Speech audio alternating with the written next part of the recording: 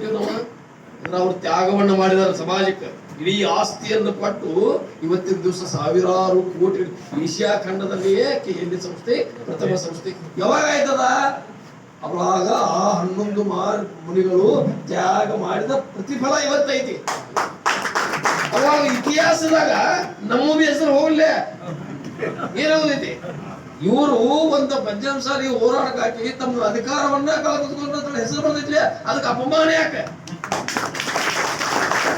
ಕೆಟ್ಟನ್ಸೋದೇ ಅನ್ಸಲೈತಿ. ಅದಕ್ಕೆ ನಾ ಏನ್ ಮಾಡಿದ್ರು, ಎಲ್ಲಾರು ಸತ್ರ ಸಾಯವರ್ಯಾಕ ನಾಡ್ ಸೆಫ್ಟಿ ಇದ್ರೆ ಸಾಕಿದ್ರೆ ನಮ್ಮ MLAಗಳು ಮನಸ್ಸೈತಿ ಸರ್.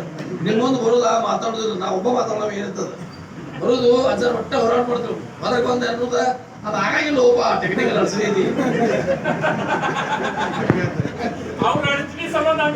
ನಮ್ಮ MLAಗಳ ನಾವ್ ನೋಡಿದ್ರೆ ಬಾಳ ಸಲ ನೋಡಿದ್ರೆ ಅಲ್ಲ ಈಗಪ್ಪನ ಏನ್ ಹೇಳುದ, ಅಜ್ಜ ಹೊಟ್ಟೆ ಹೆದರ್ಬೇಡ, ನೀವು ನೋಡತೇವ ಅದ್ರ ನೋಡತೇವ್ ಬಿಡ್ತೇವ್ ಹೊರಗೆ ಬಂದ ಹಾಗಾಗಿಲ್ರು. ಒಬ್ಬ ಟೆಕ್ನಿಕಲ್ ಮಾಡೋದು ನಿಲ್ಲು ಮಾಡಕ್ ಬರ್ತದೆ. ಯಾಕೆ ಮಾಡಕ್ ಬರಲ್ಲ? ನೀವು ಶಿಫಾರಸ್ ಮಾಡಿ ಕಳಿಸ್ತೀರಿ.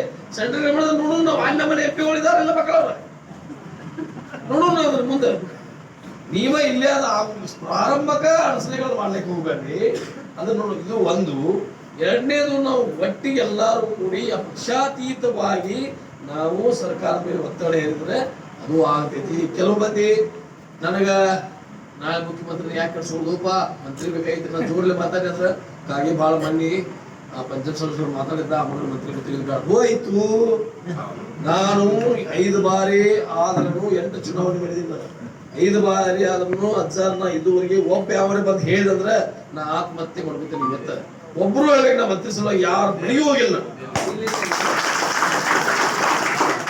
ಈ ಜನರ ಸೇವೆ ಮಾಡುವಂತ ಶಕ್ತಿ 25 ವರ್ಷದಿಂದ ಕೊಟ್ಟಿದಾರಲ್ಲ, ಇದಕ್ಕಿಂತ ಭಾಗ್ಯ ಮತ್ತೊಂದೇನೈತ್ರಿ? ಮಂತ್ರಿ ಆದ್ರನ ಸೇವೆ ಮಾಡ್ಬೇಕಂತ ಏನಿಲ್ಲ. ಈಗ ಒಬ್ಬ ರಸ್ತೆ ಮೇಲೆ ಆಕ್ಸಿಡೆಂಟ್ ಆಗಿ ಬಿದ್ದಿದ್ದಾನ, ಅವನನ್ನು ಗಾಡ್ಯಾಗ ಹಾಕೊಂಡು ಹೋಗ್ಲಕ್ಕ MLA ಇರ್ಬೇಕೇನ? ಒಬ್ಬ ಜನಸಾಮಾನ್ಯನ ಒಂದು ದವಾಖಾನೆಗೆ ಒಯ್ಬೋದಲ್ಲ. ಒಂದು ಜನ ಸೇವೆ ಮಾಡಿ, ಇದೊಂದು ವ್ಯವಸ್ಥೆ ಅಷ್ಟೇ. ಅಧಿಕಾರಿಗಳು ಮತ್ತು ಕೆಲವು ವ್ಯವಸ್ಥೆಗೆ ನಾವು MLA ಬೇಕಷ್ಟ. ಜನ ಸೇವೆ ಮಾಡ್ಲಾಕ ನೀವು ಆಚಾರ ಮಾಡೋದು ನೀವು MLA ಇದ್ರೇನ? ಒಂದು ಜನ ಸೇವೆ ಮಾಡ್ಲಕ್ಕ ಅಧಿಕಾರದ ಅವಶ್ಯಕತೆ ಇಲ್ಲ. ನಮ್ಮ ಅಧಿಕಾರಿಗೆ ಅಡ್ಯಾಪ್ಟ್ ಆಗುವುದು ಬೇಡ. ನಾವು ಅಡ್ಯಾಪ್ಟ್ ಆಗೋದು ಕೆಲಸ ಆಗೋದಲ್ಲ. ನಾವು ಯಾವಾಗಲೂ ಎಲ್ಲೋ ಹೇಳ್ತೇನೆ ಆಗೋದು ಸರ್ ಆತಂದ್ರೆ ನಾನು ಯಾವಾಗಲೂ ಒಮ್ಮೆ ನಾನು ಧರ್ಮ್ ಸಿಂಗ್ ಅವರು, ನಾನು ಅಪೋಸಿಷನ್ದಾಗವ ಧರ್ಮ್ ಸಿಂಗ್ ಅವರು ಬ್ಯಾಗ್ ಇದ್ರು, ಮುಖ್ಯಮಂತ್ರಿ ಧರ್ಮ್ ಸಿಂಗ್ ಅವರು 2005.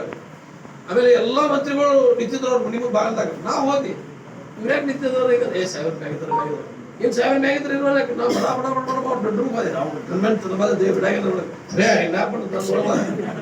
ಆಮೇಲೆ ಅವರು ಧರ್ಮ್ ಸಿಂಗ್ ಅವರು ರಾಜು ಇದನ್ನ ಬೆಡ್ರೂಮ್ ಹೋಗ್ತಾರೆ ಅವ್ರು. ನನಗೆ ಅವಕಾಶ ಮಾಡಿ ಲುಂಗಿ ಮ್ಯಾಗ ಕೂತಿದ್ರು ಅವ್ರು. ಸಾಹೇಬ್ ನಂದೇ ನಿಮ್ ಕೂಡ ಒಂದು 4-5 ತಾಸಿಗೆ ಮಲಗಾವದೆ ನಿಮ್ ಕೂಡ ನಂದೊಂದು ಸಹಿ ಐತೆ, ಸಹಿ ಮಾಡಿ ಹೋಗ್ಬಿಡ್ತೇನೆ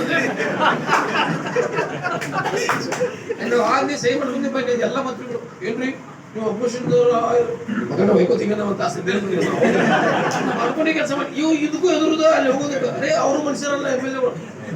ಒಮ್ಮೆ ಯಡಿಯೂರಪ್ಪನವ್ರಿಗೆ ನನಗೆ ಅವ್ರಿಗೆ ಜಗಳ ಆಯ್ತು. ನಡೆಯುವ ನೀನ್ ಅಪ್ಪನ ಅಂತ ಇದ್ದ ಯಾಕೆ ಅಂತಂದ್ರೆ ಏನ್ ಮುಂದಿನ ಸಲ ತೆಗೆದು ಬಿಡ್ಕಿಲ್ಲ ನೀವು. ಇದಕ್ಕಿಂತ ಏನ್ ಮಾಡೋದ್ರಿ? ನನ್ನ ಹೊಲ ಮನಿ ಕಸುಳು ಅವ್ರದ್ರಿ, ನನ್ನ ಸಂಸಾರ ಕಸುಳು ಅವ್ರದ್ರಿ. ನನ್ನ ಟಿಕೆಟ್ ಕೊಡ್ಕಿಲ್ಲ ಮುಂದಿನ ಸಲ ಹಿಡ್ದ ಅಂದಾವ ಮಾತ್ರ 13 ಟಿಕೆಟ್ ನನಗೆ ಕೊಟ್ರ.